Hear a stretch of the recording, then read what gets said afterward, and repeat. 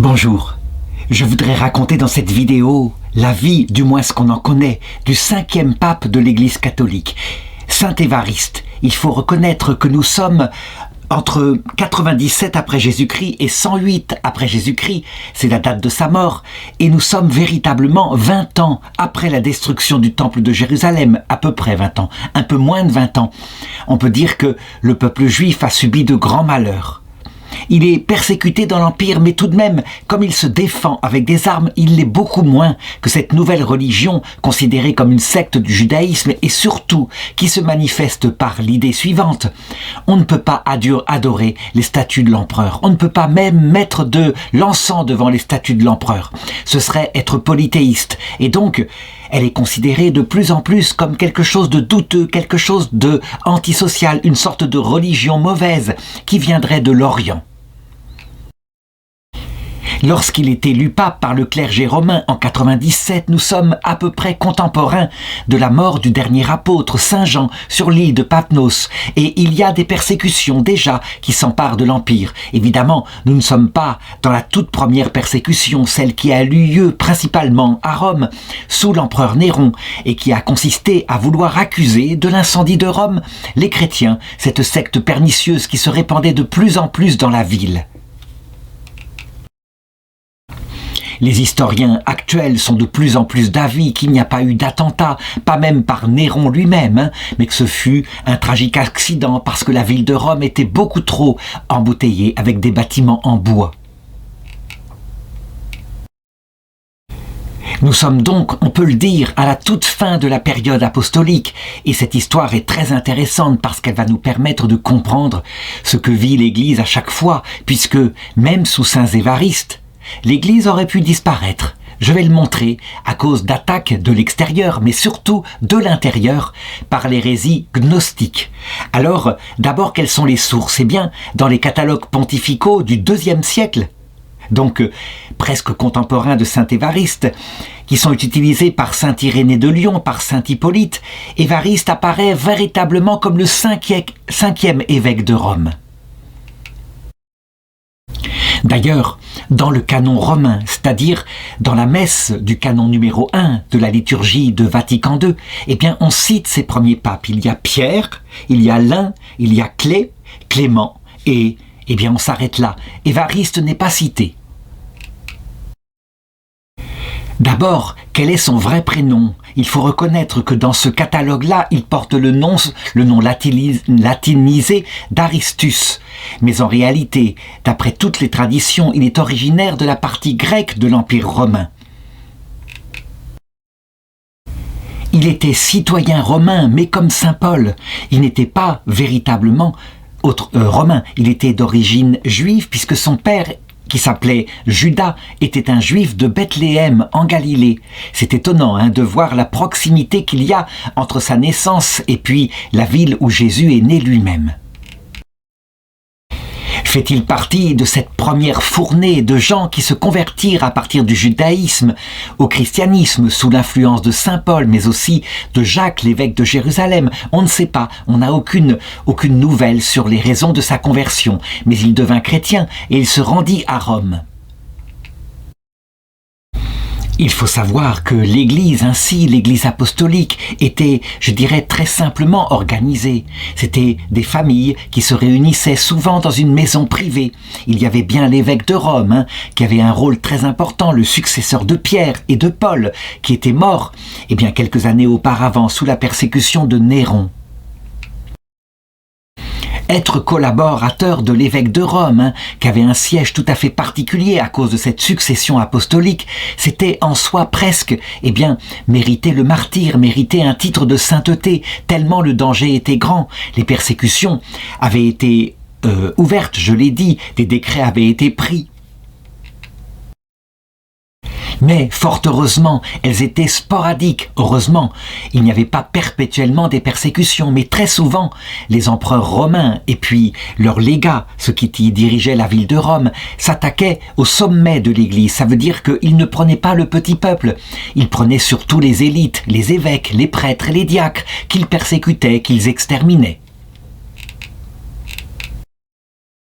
Et c'est ainsi que périt Clément Ier, martyrisé pour la raison qu'il était l'évêque de Rome. Et il fallait bien trouver un successeur. Donc les prêtres de Rome, les diacres et une partie du petit peuple, eh bien élirent à l'unanimité ce saint prêtre qui était Évariste. Et nous étions en 97 après Jésus-Christ.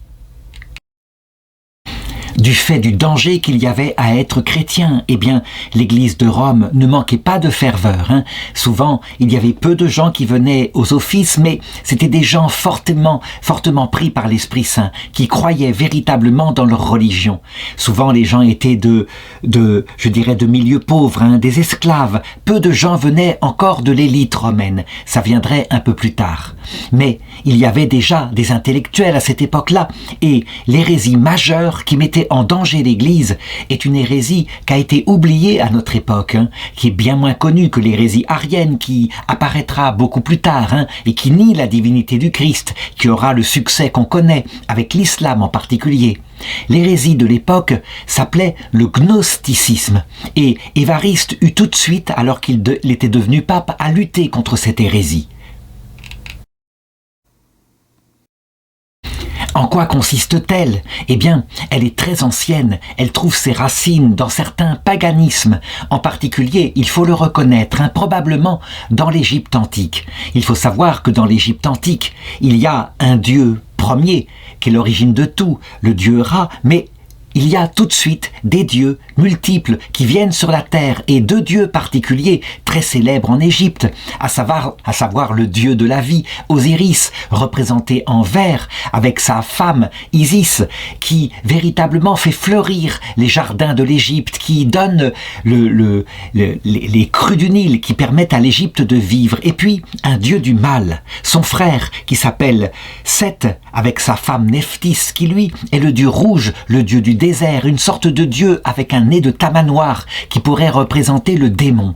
Lorsque les choses tournent mal, que le pharaon, qui est une incarnation du dieu du ciel, n'a pas assez de pouvoir sur la terre, alors voici que Seth s'empare peu à peu de la terre et le désert progresse et la famine s'étend sur le pays. Donc on le voit, il y a là déjà deux dieux qui se combattent, un dieu du bien, un dieu du mal. Mais ce n'est pas le seul endroit où une telle conception prédomine. Il y a aussi Mani, le fameux fondateur du manichéisme, qui est une religion née à un autre endroit de l'Orient compliqué, de l'Orient intellectuel. Toujours est-il que le gnosticisme, gnose veut dire connaissance en grec, ce sont quelques initiés intelligents qui regardent avec un certain mépris ces chrétiens, ce bas peuple qui considère Jésus comme le seul Dieu, le créateur de tout l'univers, plus puissant que tout ce qu'ils puissent imaginer, et qui donne aux démons, le démon étant une petite créature en comparaison de Jésus, qui lui donne un certain pouvoir parce qu'il lui est utile finalement. Dans notre rédemption, les persécutions du démon nous permettent d'apprendre la vraie mesure de nos jours. Et puis, souvent, à l'heure de la mort, lorsque le démon, nous sommes confrontés à son mystère d'iniquité, de nous donner le choix pour nous porter véritablement en toute lucidité vers l'Évangile. Bref, dans la foi orthodoxe, il est évident que Jésus-Christ n'est pas du tout au même niveau que le démon, loin de là. Jésus-Christ est le prince de l'univers. Le démon, en comparaison, on peut le dire, on pourrait dire que c'est un troll ennemi, mais simplement un troll. C'est vrai que par rapport à nous, petites créatures humaines, on peut considérer les démons comme des adultes, en comparaison de nous qui serions des enfants, facilement tentés, pouvant être propulsés par les tentations du démon vers des biens terrestres, alors que le seul bien qu'il faudrait rechercher, c'est la vie éternelle. Résultat, la gnose, c'est une interprétation de toute l'écriture à partir de ces deux critères. Et, je dirais, elle aura un impact extraordinairement fort. Par exemple, Marcion, c'est une sorte de gnostique. Il consiste à dire et à le prouver. L'Ancien Testament, regardez, il y a des génocides, il y a de la violence. Le Dieu se présente comme jaloux, comme méchant. C'est le c'est en fait un livre originaire du démon. C'est le démon qui a écrit l'Ancien Testament. Le Dieu de l'Ancien Testament, c'est le démon. Et il triomphait pendant des siècles, tandis que, au terme des temps, voici que le bon Dieu, le Dieu de la vie, le Dieu, je dirais, qui lutte contre le démon, s'est incarné. Et c'est Jésus-Christ. Et il est venu prêcher le vrai mystère de l'amour. Et donc, il y a là une interprétation chez Marcion qui divise l'Ancien Testament en un livre du démon, le Nouveau Testament en la réponse du vrai Dieu, du bon Dieu, alors que l'Église catholique s'opposera à lui en disant mais non, l'Ancien Testament est aussi un livre du vrai Dieu, sauf que bien évidemment, ce n'est pas l'époque où la vérité tout entière était révélée, c'est l'époque où Dieu, progressivement, peu à peu, conduisait l'affinement de son peuple pour le préparer à sa venue. Et donc forcément, lorsque les hommes étaient barbares, eh bien Dieu, il ne les élevait pas tout de suite à la perfection d'une sagesse humaine, mais il leur donnait des commandements qui étaient plus élevés, plus fins, et de cette façon-là, il les faisait évoluer. On le voit donc, il y avait dans ces hérésies gnostiques un véritable danger, mais un danger qui pouvait se comprendre. Les Juifs étaient souvent les ennemis intimes de la religion catholique. Ils étaient ceux qui combattaient le plus de l'intérieur, et ce depuis toujours. Ils étaient considérés comme ayant tué notre Seigneur Jésus-Christ, et donc comme étant des hommes du démon, et non pas des hommes de Dieu. Évariste devra donc, comme chrétien fidèle et comme, je dirais, théologien, mais avec une théologie qui n'était pas aussi développée qu'à notre époque, lutter contre cette hérésie, la combattre, montrer à quel point par sa parole elle est fausse, elle n'est pas la vérité, qu'il faut adorer le seul Dieu, le créateur du monde, qui apparaît dès l'Ancien Testament et qui conduit peu à peu, je dirais comme un berger sévère avant de révéler son cœur en Jésus-Christ. C'est le Dieu unique qui fait ça. Il faut le reconnaître, Évariste ne pourra pas éteindre l'hérésie gnostique, elle durera, et en particulier en France par exemple, à l'époque du pape Innocent III, elle se répandra dans le sud de la France à travers les cathares. C'est la même hérésie extrêmement dangereuse puisqu'elle considère que le Dieu du mal est à l'origine de la sexualité. C'est lui qui, alors que notre âme devrait être présente dans l'autre monde, spirituel, entièrement spirituel, on voit, il y a des choses qui reviennent de Platon, eh bien, par la sexualité, les couples, en donnant la vie à des enfants, les obligent à quitter la vie qui est de l'autre côté pour s'incarner sur terre dans la misère. Et donc, les parfaits n'auront pas de sexualité, ne donneront pas la vie à des enfants, ne répondront pas le mal comme ça sur la terre. C'est donc une hérésie très grave, fatale pour la survie des pays. Et là où le gnosticisme se répand, eh bien, on peut dire le mariage n'est considéré que par miséricorde à cause de la faiblesse de la chair, et non pas comme un sacrement béni de Dieu où la vie peut être créée, les parents donnant le corps et Dieu créant l'âme, l'infusant et l'unissant au corps. Je dirais que dans cette action de saint Évariste, il y a véritablement l'action fondamentale première qui reste valable à notre époque, le magistère, la fonction de maître. Le maître avec ce charisme particulier, l'infaillibilité.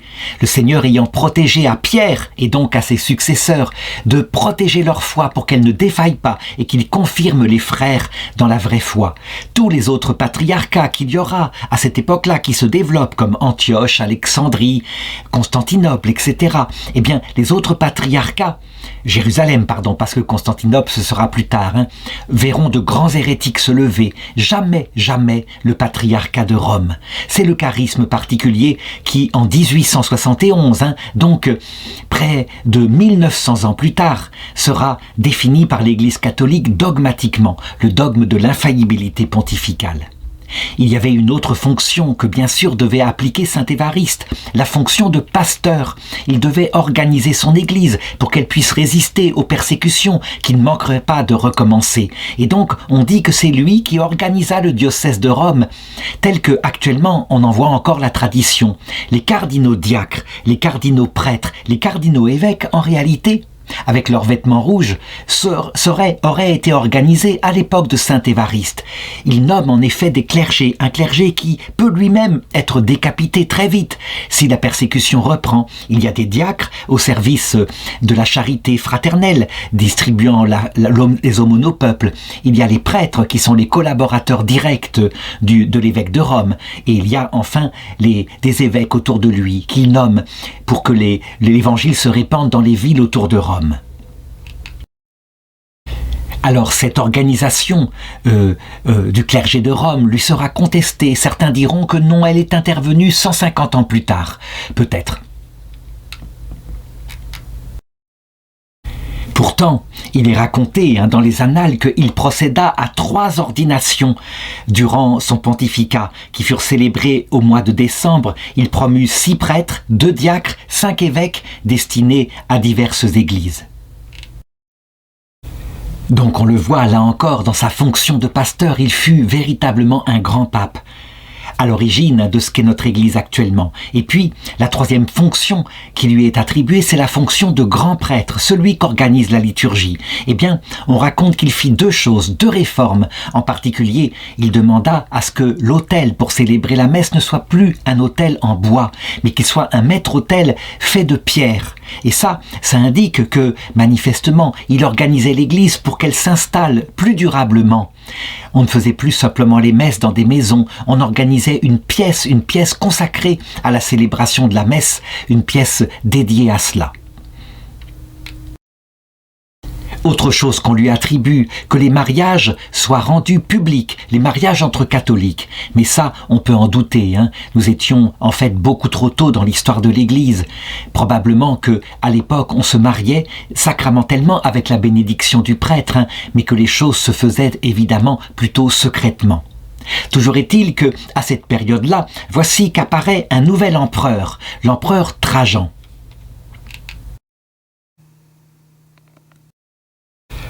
Au plan politique, ce général romain est manifestement quelqu'un d'admirable, sans doute l'un des plus grands empereurs que Rome ait pu avoir à cette époque-là, en comptant évidemment le premier des empereurs, Auguste. Mais Trajan, il voit l'Empire au sommet de sa gloire, de sa puissance. Le pourtour complet de la Méditerranée appartient à l'Empire. Étant un militaire, il joue son rôle, il fait diverses guerres à divers endroits, il agrandit encore l'empire de quelques provinces. On peut dire que c'est avec son successeur Hadrien que l'empire plus jamais ne s'étendra plus loin. D'ailleurs, le mur d'Hadrien, qui est, je dirais, en Angleterre, qui sépare l'Écosse, qui n'a jamais pu être conquise par l'Empire romain de la partie plus au sud, eh bien, c'est son successeur qui l'élaborera. En ce qui concerne Trajan, il gouverne avec sagesse, il fait des guerres quand il faut faire des guerres, mais il est plutôt plein de miséricorde. On a d'ailleurs quelques lettres qui sont gardées à propos d'un gouverneur du côté de la Grèce actuelle, à savoir Pline le Jeune. Pline le Jeune lui écrit pour lui demander ce qu'il doit faire avec cette nouvelle religion, ces chrétiens qui se répandent. Pline le Jeune, évidemment, en ce qui le concerne, il est sorti des anciennes légendes qui disaient que les chrétiens étaient une religion perverse, qui pratiquait des sacrifices sanglants, prenant des enfants en otage, versant leur sang dans leur messe et buvant le sang dans une coupe.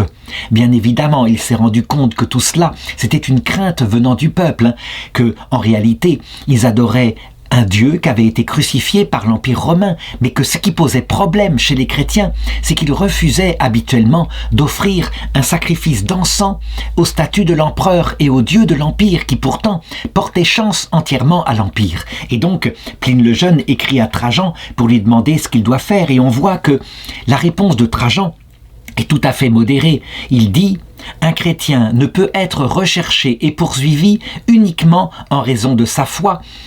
Donc, en latin, conquique rendi non sunt. Par contre, il faut les punir s'ils ont été dénoncés de manière non anonyme. En revanche, si, convaincus de christianisme, ils acceptent de sacrifier au génie de l'empereur, alors ils doivent être pardonnés et relâchés. Au contraire, s'ils s'obstinent, s'ils provoquent, s'ils montrent qu'ils ne veulent pas sacrifier du tout, mettre de l'encens devant les statues de l'empereur, alors ils pourront simplement, là, être exécutés. L'empereur Trajan ne publiera pas de nouveaux décrets pour changer la loi des empereurs qui l'avaient précédé, comme par exemple Antonin. Pardon, je me trompe, sous Domitien en 93, qu'avait vu l'exécution du pape de Rome, il se contente de prendre les mêmes lois qui lui paraissent sensées, qui permettent de décapiter les autorités de l'Église qui sont forcément les plus fanatiques. Et donc, en les relançant, va arriver bientôt la dénonciation du successeur du pape Clément, à savoir le pape Évariste. Par contre, ce qui est certain, c'est que il étend ses décrets, il les étend, il envoie des lettres à tous les gouverneurs dans l'Empire, donc jusque dans la partie orientale, ce qui fait que ici et là, il y a des gouverneurs qui arrêtent les autorités de l'Église. Quelquefois, ces autorités sont citoyens romains, et donc il n'est pas question pour un gouverneur local de prendre la décision de l'exécuter. On a l'histoire, par exemple, de saint Ignace d'Antioche, le patriarche d'Antioche, un des sièges fondamentaux du christianisme, la première ville où le nom de chrétien fut donné.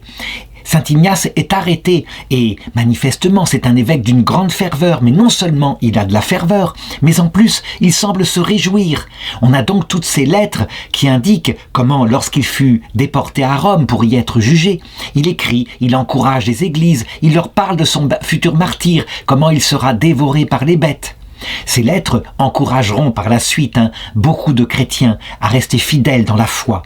Il ne sera pas fait, un auteur de l'Évangile, mais les lettres de saint Ignace d'Antioche auraient pu y figurer finalement. Pour ce qui concerne Évariste, son attitude lui ressembla. Ils périrent à peu près la même année. Lorsqu'il fut arrêté, on le voyait qui était là, qui exprimait sa joie de peut-être bientôt rejoindre son Seigneur. Et ceci surprenait énormément. On se demandait ce qu'avaient ces chrétiens dans la tête ainsi lorsqu'ils étaient arrêtés, qu'ils étaient menacés de mort pour se réjouir. Souvent, on a pris ça pour de l'héroïsme. En réalité, c'est une conséquence de la foi, de la charité, de l'espérance. Lorsque on vit véritablement de sa foi, qu'on sait que la vie terrestre est un purgatoire passager, que lorsqu'on peut donner sa vie pour son Seigneur qui l'a donné pour nous, de l'autre côté, on est accueilli par lui, on le voit de ses yeux. Alors évidemment, on le comprend, l'espérance théologale qui est une certitude absolue, mais en joie. Donc, il fut interrogé, on lui demanda de sacrifier au dieu de l'Empire, et bien sûr, il refusa. Comme il était citoyen romain, il n'était pas question de faire d'Évariste le pape un spectacle dans le cirque qui était construit à cette époque-là, avec l'argent de la ruine du temple de Jérusalem. On le connaît.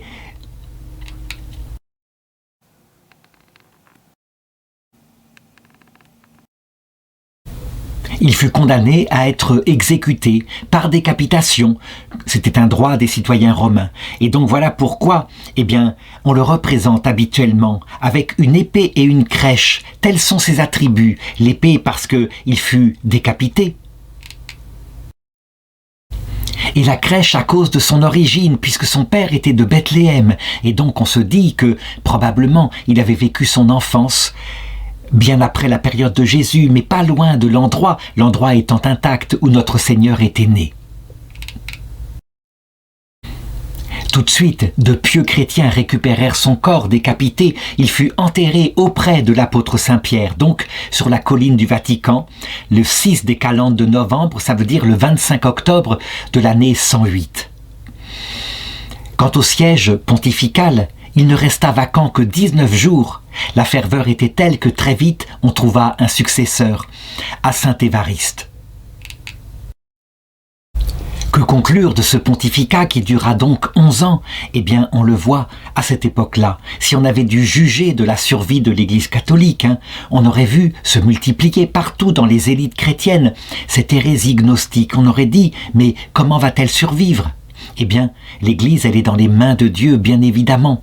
Toutes les hérésies, ce ne sera pas la seule. Je l'ai dit, il y aura l'arianisme qui sera beaucoup plus fort, beaucoup plus solide. Toutes les hérésies, le Seigneur, à un moment donné, il permet qu'elles disparaissent comme elles sont apparues, ne restent de vivants, comme l'avait dit d'ailleurs Gamaliel, le disciple, le maître de Saint Paul. Il avait dit, ne reste vivant que ce qui vient du Seigneur.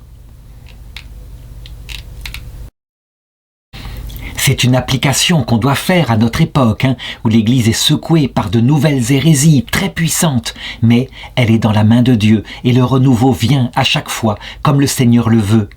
Il distille l'Esprit Saint à la mesure qui nous paraît mystérieuse qu'il veut, de telle manière que l'Église, si elle se montre orgueilleuse, diminue, mais si elle se montre humble, réaugmente, se répande de nouveau dans les cœurs. Cette étrange pastorale de Dieu aboutira, nous le verrons de l'autre côté de cette vie, eh bien, au salut du plus grand nombre. Il réussira, le Seigneur est vainqueur, il sait ce qu'il fait avec nous, petits enfants en croissance sur la terre.